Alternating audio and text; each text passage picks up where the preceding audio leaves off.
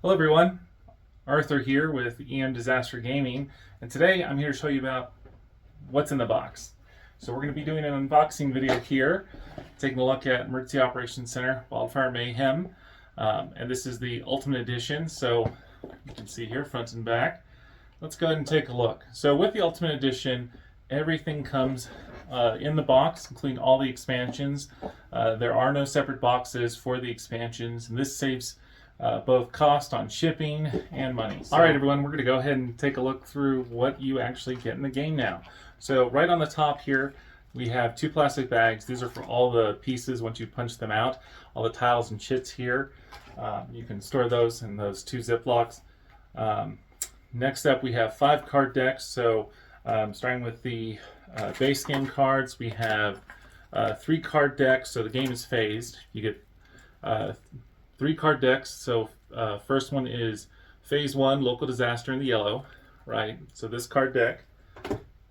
The second card deck is the state phase, the state disaster phase, so in the orange. So this is card deck number 2 of 5. And there are 3 you get with the base game. So and then card deck number 3 with the base game is the national disaster phase. This is the third card deck, right? So those 3 are part of the base game. Next up, we have the elected official card deck expansion. So this comes with instructions for how to use these in the game. These are fun little twists that allows the player to be an elected official, and they draw a card, right? And that card, they'll have to pick one of 3 actions for how to respond to it, and that'll impact your gameplay. So these are fun twists based on current actual political challenges and policy decisions faced during a disaster here. So this is the elected official card deck. And then lastly, this card deck, there are 2 sides to this. So there's 2 small decks in here. So when you break this open, this is the critical part of the critical infrastructure expansion pack. This is half of it. So there are 16 cards in here that are basically correspond to tiles that you get. So this is half of it. So there are 16 of these. You draw these once around. They have different, they cause different major incidents or critical infrastructure failures in the game, whether it's schools or nursing home evacuations, right? Utility failures, communication. And then when you beat those mini bosses, the level 3 crisis tokens, you pull a blue card, a major incident or critical infrastructure failure resolved card, and these get you special bonuses, high level tokens. I like this one here. It says, someone wake up the chief. This is the big one, right? So with that, that is the 5 card decks you get in the game. Next up, what you can see here that we have in the box, we have the dice. So everyone gets a bag of dice. So we have 5 white dice that you get with the game. So those you use for player units when you're rolling to respond to a crisis with your units. And then the red dice, this is your crisis dice. This dice represents chaos. So the odds that something bad can go wrong, if this red dice is higher than your defense value for your unit, you lose 1 unit. And then lastly, we have the, let me open this up, the wildfire behavior dice. This dice here controls the wildfire behavior. So once a round or every 15 minutes, if you're using a timer, you'll roll this dice, someone will roll this dice, and this will provide an update and expand the fire in different directions. Or if you get the flaming skull, it's a wildfire blow-up, extreme fire behavior. The fire expands 3 directions in all spaces. So lots of fun dynamics and challenges.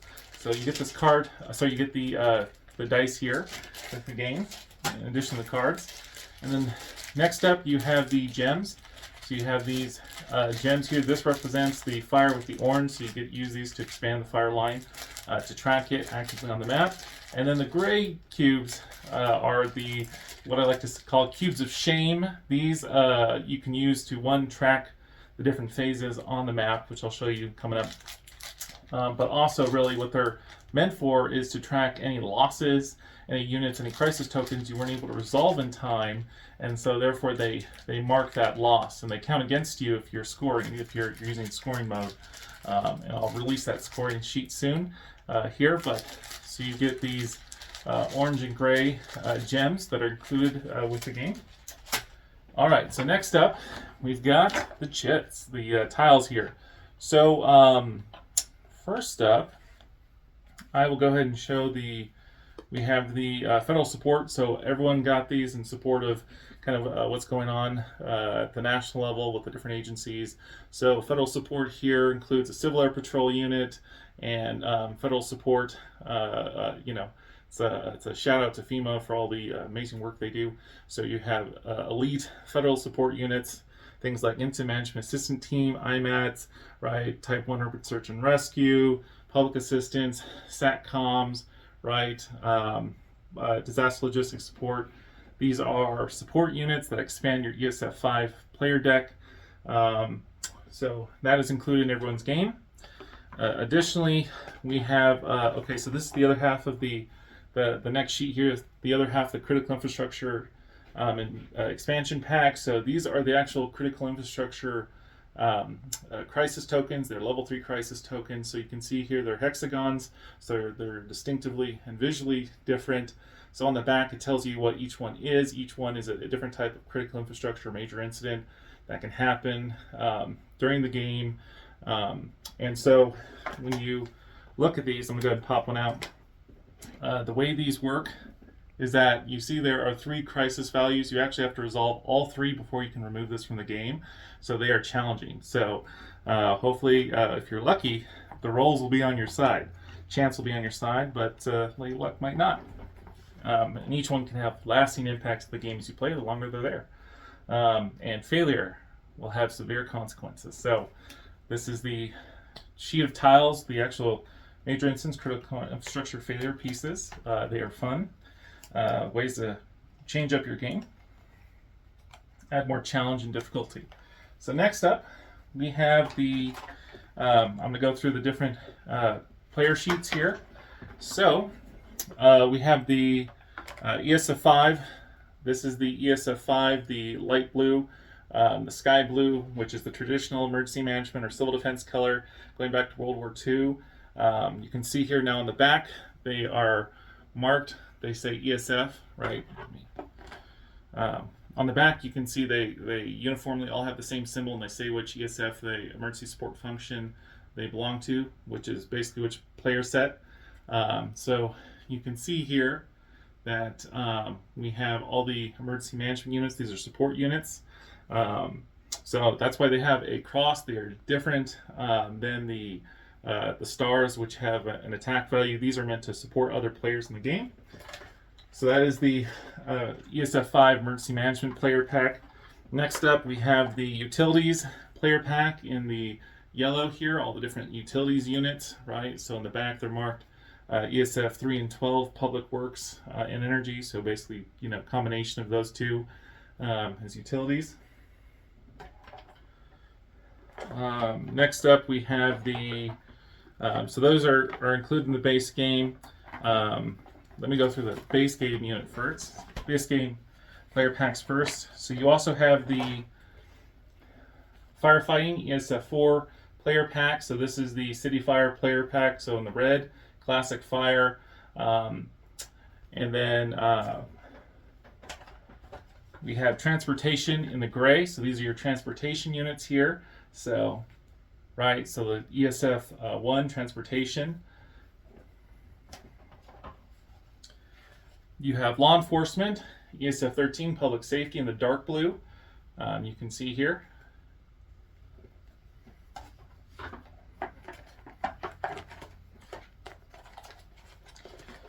And then the last two we have are ESF 8 Public Health and Medical. So this is white with green on the back, so you can see in the green, right? Public Health and Medical Services. And Mass Care, ESF 6 in the pink. So, and on the back, the icon here is a care tent or aid, shelter.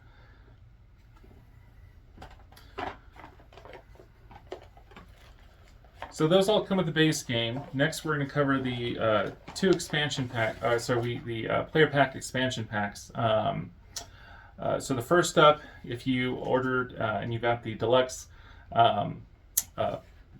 Police and Fire expansion pack. So that gives you both the Fire Marshal units, which are in gold. So the Fire Marshal units here, sorry, I got a towel that popped out.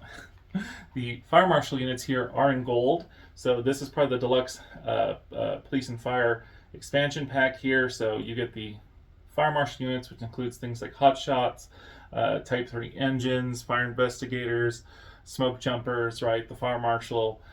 So represent county fire units here. So these are in gold and they have a distinct logo here. They are still ESF4 firefighting, but this gives you a whole separate department or department's worth of units focused on county fire, and different from the Red City Fire. And then the second one you get is the Sheriff's Office units with the deluxe Police and Fire expansion pack. So, and this is in the brown.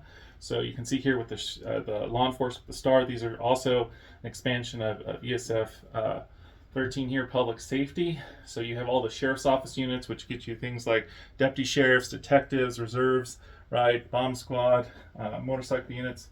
So these two are the deluxe Police and Fire expansion packs. So if you order that, or you have an Ultimate Edition, these are included in your game. So this is the. So next up, we have the Agricultural and Natural Resources, the Search and Rescue, and Hazardous Materials player pack, right? The expansion pack. So if you got the Complete Edition, the Ultimate Edition, or this expansion pack, this is what you get. So you get the Agriculture and Natural Resources. So this is ESF 11, has the leaf icon or symbol. So this is things like animal rescue, right? Dealing with everything from animal plant disease response, right? Units, different animal rescue units. So this is that player pack. Search and Rescue, ESF 9, right? So you have all the Search and Rescue units in orange. And then lastly, Hazardous Materials. This is the Hazardous Materials player pack here. So if you got the, again, Agriculture and Natural Resources, Search and Rescue, Hazardous Materials expansion pack, that's these three sheets that you have here. And then lastly, as a bonus and as a thank you to everyone in this amazing community for the support, I threw in the National Guard player pack. So you can see on the back here, National Guard. These are super units. These are sport units that can be used anywhere, anything without the penalty.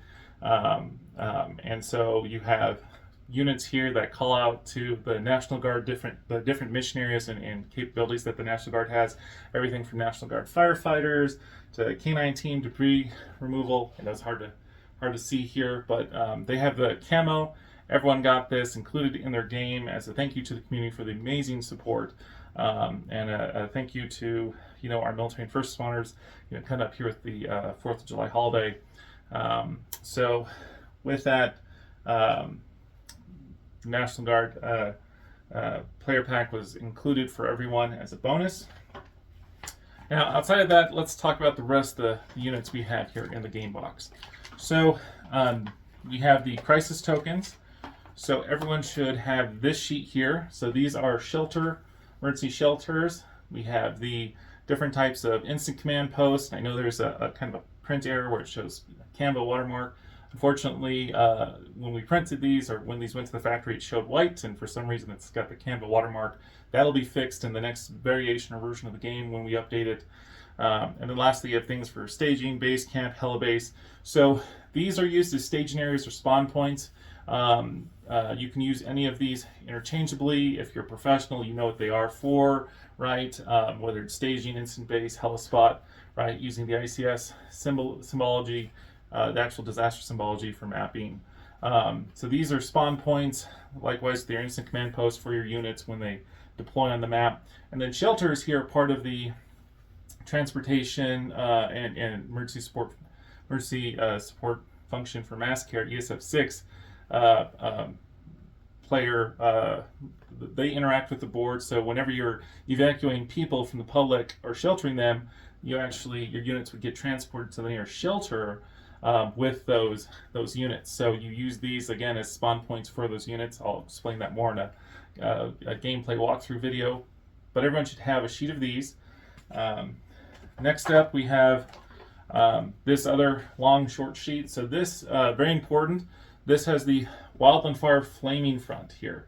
These are distinct. You have flaming front, so basically with the fire, you have different flanks. The fire has different flanks you have to extinguish and will expand. So everything from the north to the northeast, to the east, to the southeast, and the south, the fire will never move west because that's off map. But these flaming fronts here that you can see here are critical to your game, so you should have a half sheet.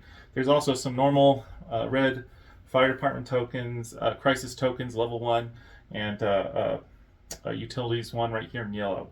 So with that, you should have a sheet of these. So that's those are what I would call the level 4 on that sheet here with the main disaster or incident. Next up, you should have a sheet, a big square sheet of crisis tokens that has 3 rows of mass care, crisis level 1 crisis tokens, 3 rows of green ESF 8 public health and medical crises, and then 1 row of gray transportation crises. Right, so every crisis or player should have 3 corresponding rows of crises that can appear on the board. So this is sheet 1, crisis tokens. Your next sheet, you should have one with 2 rows of purple hazmat crises, 2 rows of agricultural natural resource crises, and 2 rows of orange search and rescue crises. This is for the expansion pack, and there's 1 row of gray transportation. That makes 2 there. So for those 3 player pack expansions, they only have 2 rows of crisis tokens because they're additions, they're add-ons, they're not part of the base game. So for the base game, you see there should be 1 sheet with the last row of gray transportation crisis tokens. For some reason, these printed on 3 separate pages. We have 2 rows of yellow utilities, 3 rows of blue for police, and then 1 row red for fire. The other 2 rows of fire again are on that the other short sheet. And then lastly, if you got the critical infrastructure expansion pack, you should have this special sheet of crisis tokens. These are combination crisis tokens where on the back they have 2 different symbols where you need to have units from both emergency support functions respond to these. These are level 2. They require more than 1 agency to handle. They are higher difficulty in terms of crisis strength. And then with that, you can see here, there's police and fire, sheriffs and mass care, right? Fire and agriculture, natural resources, transportation, all different kinds of combinations here. So this is include part of the critical infrastructure expansion pack. So all in all, there should be 5, if you've got the Ultimate Edition, 5 sheets of crisis tokens. So 1, 2, 3, 4 full sheets, a half sheet of crisis of the Wildfire Flame Front crisis tokens, and then lastly, this half sheet with the shelters, the instant command posts, the different ICP, ACP, and then staging tokens, right? So, and then I just want to clarify, so if you got the critical infrastructure expansion pack, that gets you the card deck here that has both the critical infrastructure and the resolution cards, the level 2 crisis tokens, and these chits popped out, but the critical infrastructure, the major instant hexagons here, the level 3 crises. So that's all part of the critical infrastructure expansion pack. So those 3. And then lastly,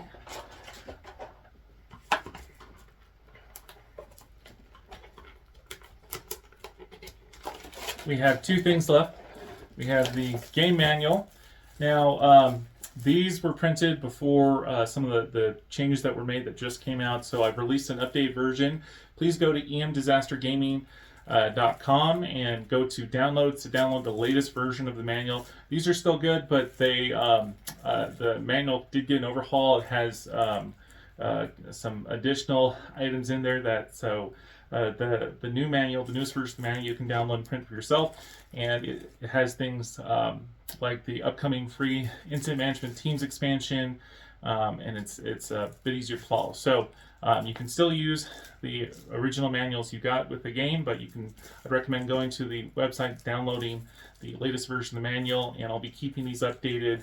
So I'm kind of like, I have the designer philosophy like George Lucas, where Star Wars over the years he's continued to tweak and make better. If you saw the original Star Wars, for example, Jabba the Hutt was a guy in a furry vest, and over time that changed to the CGI slug that the gangster crime lord we all know and love. So with that, be sure to download the latest version of the manual.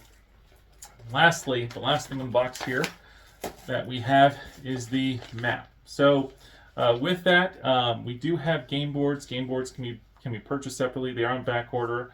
The game boards are heavy because this map is the same size as the game board. So all of our with this being a war game, it was lighter to opt to a map, which saved 2 pounds because the actual hardboard is 2 pounds additional, which added more shipping costs. But we have these maps, and these maps, this is the player board here, so it's 2 feet by 3 feet. They are a large map, and I will go and put this down to walk you through this here. But we have the game map here, and on the edge, the border here, we have the different tracking systems and guides for in the game. So this is the game map, or the game board here. And again, we have upgrades available that you can purchase through EM Disaster Gaming for the hardboards. Hardboards are in back order right now, but as soon as there's 125 orders, I'll order another batch here. They are more expensive and prohibitively more. But with that, everyone should have a game map. Now, if something should happen to your game map, or if you chalk it up, I made these, they were inspired by the original, the inspiration behind wargaming and the maps is map-based gameplay. So if you look at like old World War II footage or vintage footage, or even if you've ever worked an emergency or disaster, we're always chalking up the map, right? It's okay to chalk these up, to mark on them, to be like, this is our strategy, we're going to evacuate this area. And to do that, and in fact, I hope to release a gameplay video showing you just that. You can download another one of these and go print them at your local print shop. I've made this available on emdisastergaming.com on the download section. And the maps that I've sent you, this is a premium. This is actually an architectural CAD paper. So this is a blueprint paper, so this way the ink doesn't bleed through. So with that, this is the map here. So lots of great tips for how to use your map. And I hope people chalk up your map and use them, particularly if you're using it in a professional play setting. It's a great way to track and show your strategies. If you ever look at the old game, the old films from World War II, you would see here that always chalking up the map, moving units here. These are the evacuation zones, and we still do that. We still fundamentally have that in practice. So with that, that is everything that is in the box. Thank you for watching this short video, and more to come. Stay tuned. Thank you everyone for watching. Be sure to visit the EM Disaster Gaming store at emdisastergaming.com. We offer a wide range of merchandise and memorabilia, as well as upgrades, expansions, and additions available for purchase and download. Be sure to visit, like, and subscribe. Stay tuned.